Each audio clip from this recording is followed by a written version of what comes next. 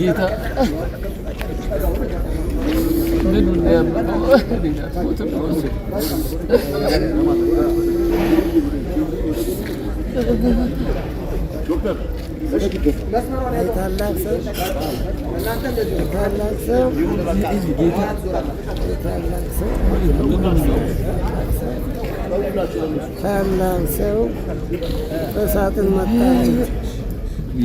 በሳጥን መጣልና ታላቁ ሰው ሳይታሰብ በስራ ሄዶ እየተናገረ ሄዶ ለማስተማር ሄዶ በሳጥን መጣ። እናቴ ይሁን ዘልዬ ምን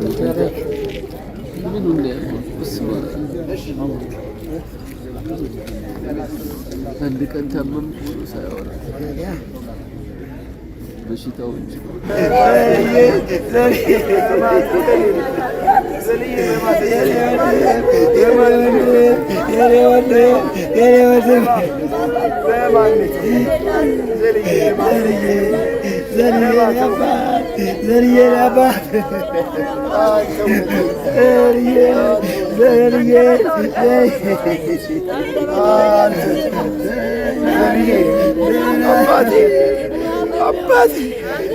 አባቴ ወንድሜ መምሬ ታላቂ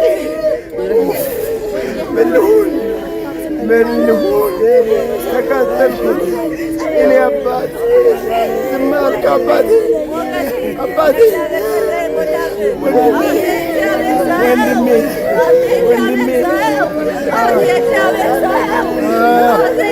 በእውነተኛ አንተ ሐዋርያ አንተ መኩሪያዬ አሁን እዚህ የምናደርገው ነገር የለንም። ታላቄ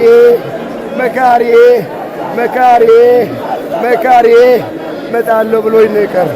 እመጣለሁ ብሎኝ ቀረ።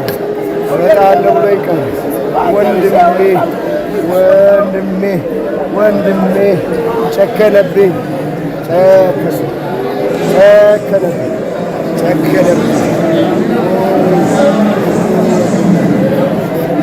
ግኝት ከስራ ፈቃድ ወስዳችሁ ጊዜያችሁን መስዋዕት አድርጋችሁ ለሽኝት የተሰበሰባችሁ ኦርቶዶክሳውያን እናቶች፣ አባቶች፣ ወንድሞች፣ እህቶች ሁላችሁ በእግዚአብሔር ሰላምታ እንደምን ቆያችሁ? አሜን። በዚህ ሰዓት ስለ መምህር ለመናገር አቅምም ጉልበትም ብርታትም አይኖርም። ነገር ግን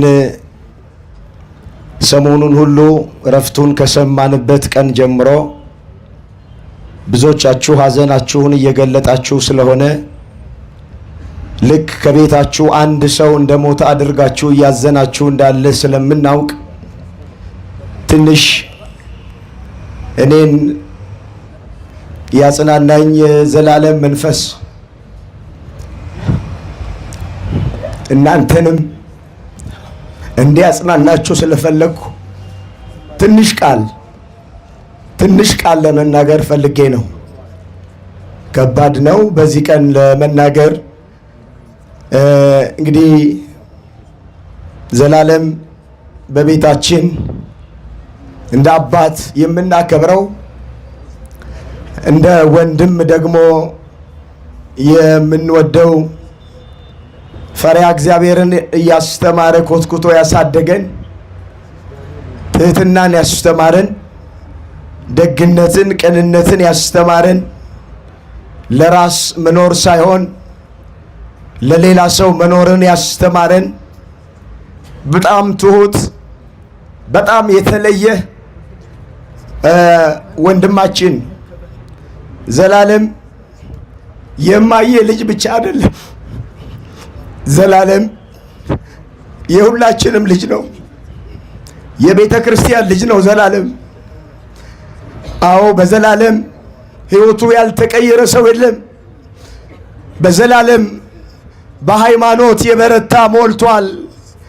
ብዙ ነገር ከዘላለም አግኝተናል። በአገር ውስጥም በአገር ውጭም ያለን ብዙዎቻችሁ እየደወላችሁ ምስክርነት ስትሰጡኝ እንደነበረ በወንድማችን በወልደ ሰማዕት ብዙ በርካታ ነገሮችን አግኝተናል። እንግዲህ ሲሰብከው የነበረውን ሲናገረው የነበረውን በሱ ዕጣ ደርሶበት ዘመን ገጥሞት ተጠርቶ ወደ አምላኩ ወደ እግዚአብሔር ሄዷል። መጽሐፍ የሰው ዕድሜው የተወሰነ ነው፣ የወሩም ቁጥር ባንተ ዘንድ ነው፣ ማንም ሊተላለፍ የማይችለውን ዳርቻ አበጀህለት ተብሎ ተጽፏል። ይህን ጥቅስ ወንድሜ መምህር ዘላለም በሐዘን ቤት ሁሉ የሚናገረው ቃል ነው። አዎ ዕድሜያችን የተወሰነ ነው። በገንዘብ ዕድሜ መጨመር አንችልም። በገንዘብ ዕድሜ መጨመር ቢቻል ኖሮ ለዘላለም ዕድሜ በጨመርንለት ነበረ። በእውቀት ዕድሜ መጨመር አንችልም።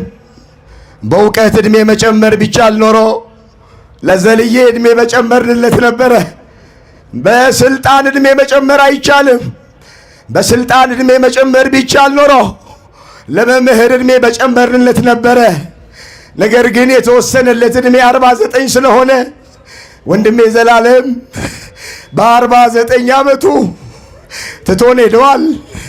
በዚህ ዘመን ዘላለም በዚህ ዘመን ቤተ ክርስቲያን ከውጭም ፈተና ባለባት በዚህ ዘመን መጽናናት በምንፈልግበት በዚህ ዘመን ኑሮ በከበደን በዚህ ዘመን ዘልዬ ወንድሜ የኔ መኩሪያ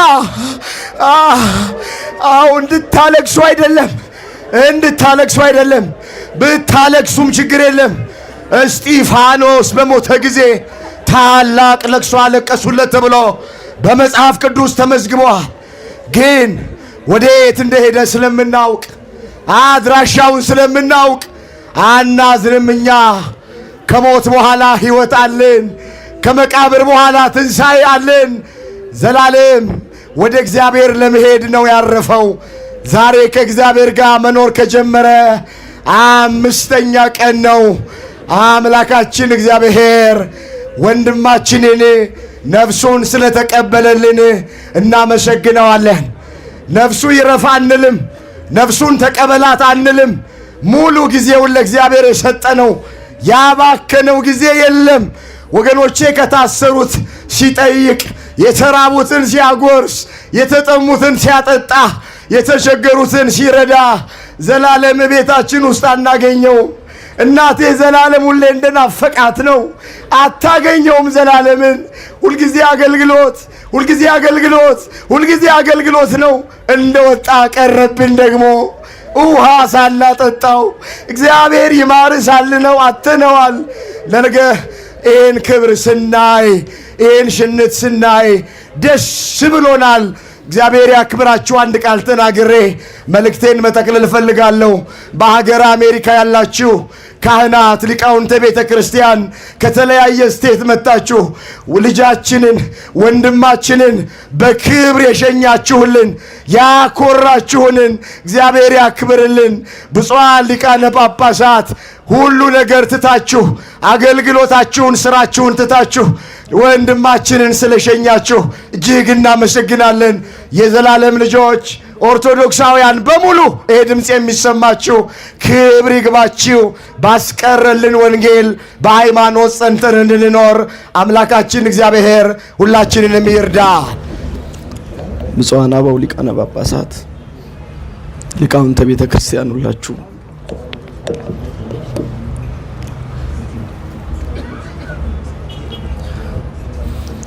አንድ ቃል ብቻ ነው መናገር የምፈልገው። መምህር ዘላለም 30 ዓመት ከሰበከ ወንጌል በላይ ዛሬ የሰበከን ወንጌል ይበልጣል። ዛሬ የተሰበከ ወንጌል ከዚህ በኋላ ዘላለም ሲታወስ የሚኖር ወንጌል ነው። ዛሬ መምህር ዘላለምን ብንወቅሰው ወቀሳችን አይደርሰውም፣ ብናወድሰው ውዳሴያችን እንደማይደርሰው በውዳሴያችን እንዳይሰናከል፣ በትችታችን ተስፋ እንዳይቆርጥ ሥላሴ እንዲህ ባለ ክብር አከበረው።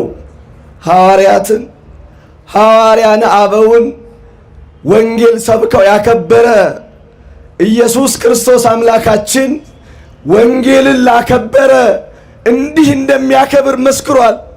በእውነት በእውነት በእውነት እግዚአብሔር ያከበሩትን የሚያከብር አምላክ መሆኑን ከብሉይም ከአዲስም ዛሬ ጥቅስ አያስፈልግም።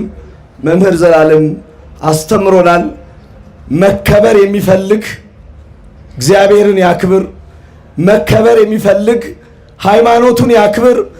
መከበር የሚፈልግ ወንጌልን አክብሮ ለዘላለም ይኖር። ይበቃኛል።